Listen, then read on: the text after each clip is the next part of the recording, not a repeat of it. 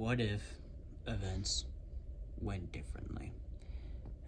What if Peter kept the symbiote in Spider-Man 3?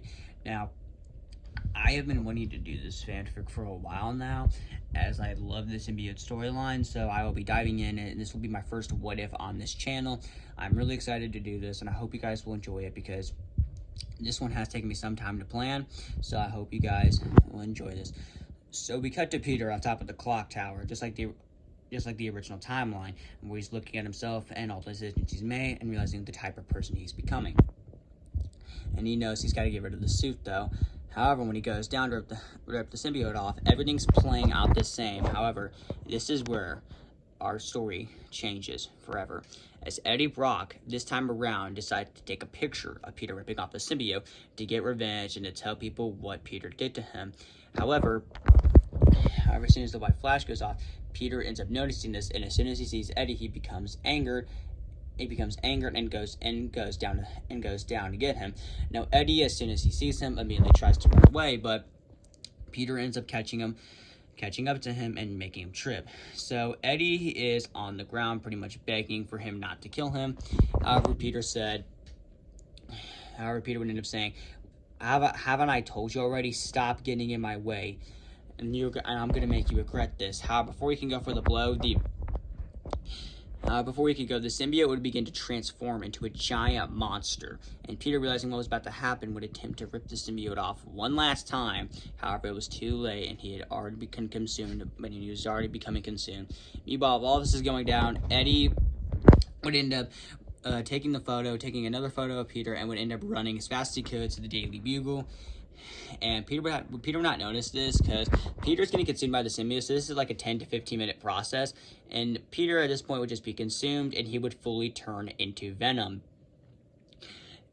And he would be about as big as Tom Hardy's Venom in the 2018 Venom timeline. So because this, Peter is now fully consumed, and he sees a paper fly by him that says Spider-Man, shows his true colors. Now Peter would end up crushing the paper and says, "I'm going to get everyone who's ever wronged me."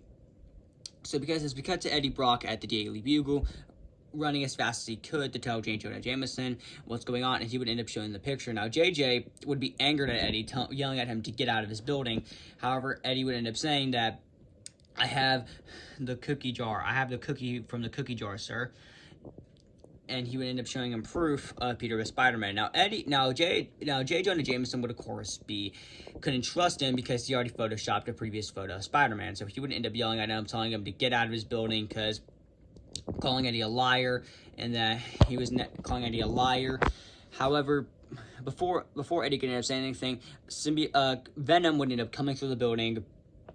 And now Venom would end up coming through the building. Now J. Jonah Jameson would scream Spider-Menace, and Eddie would look horrified. And Venom would end up smiling and would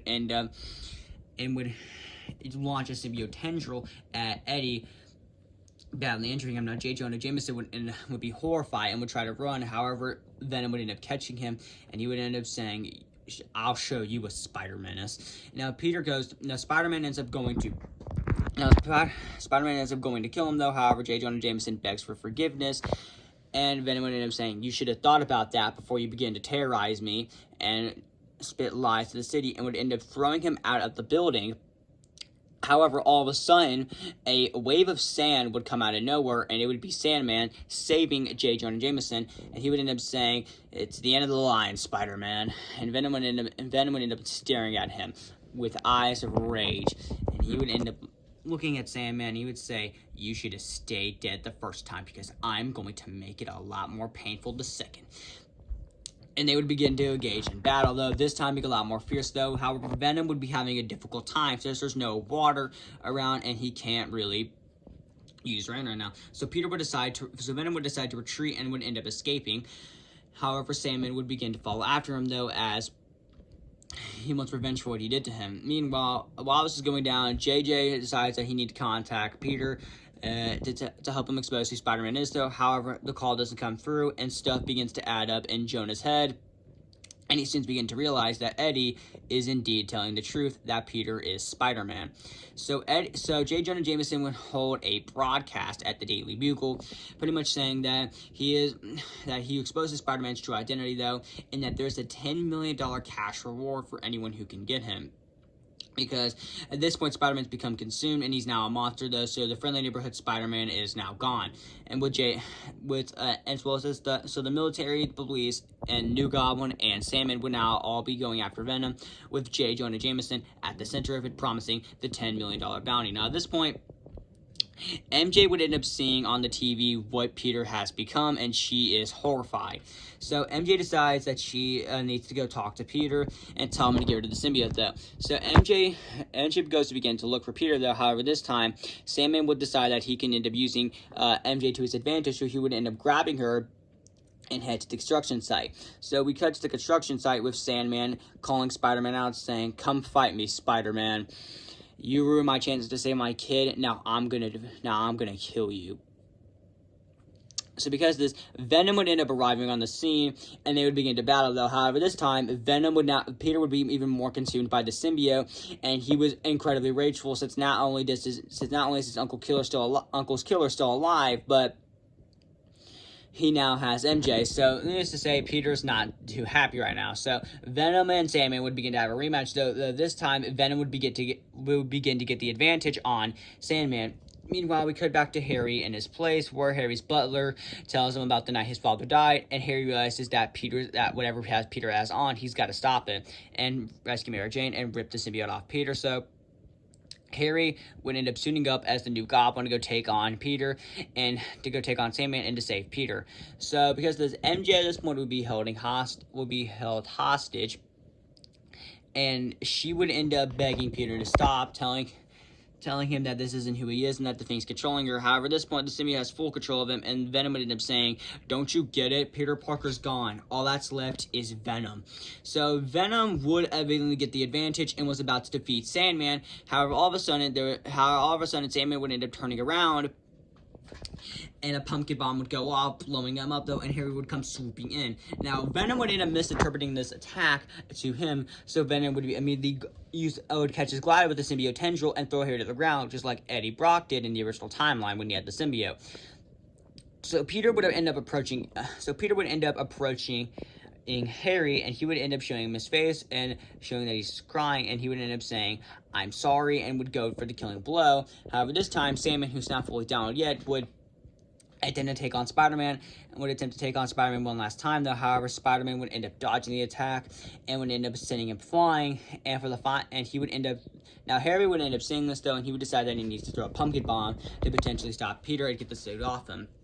However, this ends up going wrong, and the pumpkin bomb misses Peter, and it ends up going into Sandman, completely destroying him. So Sandman's now dead, and Harry and MJ are badly injured. So Harry is thinking in his mind, like, what can I do to save Peter, though? This is getting bad. So Venom would end up approaching him slowly. He's pretty much just walking to him at this point. And the symbiote would be giving Peter flashbacks about everything that he did to him in Spider-Man 1, Spider-Man 2, where Harry turned on him, slapping him, all that stuff. This is just making Peter more angry, though. He would end up showing him flashbacks of MJ saying that he was just an MTC, then breaking up. So this is pretty much just fueling Peter's emotions even more, getting him to the absolute level to where he's going to kill Harry and MJ. So Venom's prepared to go for the killing blow, and he would end up saying that you should have listened to me, little Goblin. You should have listened to me, little Goblin Jr. Your father killed himself. And Harry would end up saying that he knows and that he's sorry for this, and that he wished he didn't have to do this. Now, Venom would be confused, though, only for Harry to have a pumpkin bomb in his hand and would end up throwing it at Venom, completely blowing him up and destroying the symbiote and leaving Peter on the ground badly injured. So Peter would end up waking up, though, and MJ and Harry would end up seeing Peter, though. However, he would be badly injured, though. And Peter would end up saying that, "I'm sorry," and that he wished he didn't have that, and that the suit was controlling him. And Peter would end up dying. So Peter would end up dying, unfortunately. Now, Harry would end up saying, "No, there's still time," and Peter would say, "No," and they would end up forgiving each other. However, this time, Sandman, who's still alive, would end up seeing what was going on, and he would explain to Peter, as well as Harry and MJ, the night Uncle Ben died, explaining how what happened. And Peter would end up telling him that he forgave him. And Sandman would say he's sorry and that he wished he could have helped him. And Sandman would fly away. And Peter would end up dying in both Harry and MJ's arms, just like Harry died in both Peter and MJ's arms, just like in the original timeline. And they would end up having, and the entire city would end up having a funeral for Peter Parker, as they would decide that Peter deserves everything he's done for the city and that he deserves a proper burial, and that the city should know. So they would end up revealing Peter Parker as Spider-Man and what he became, and the entire city would host a big funeral for him. It would pretty much be like the ultimate Spider-Man funeral, and it would be big, and Harry would become the new hero of this timeline. And that's where we're going to conclude this What If.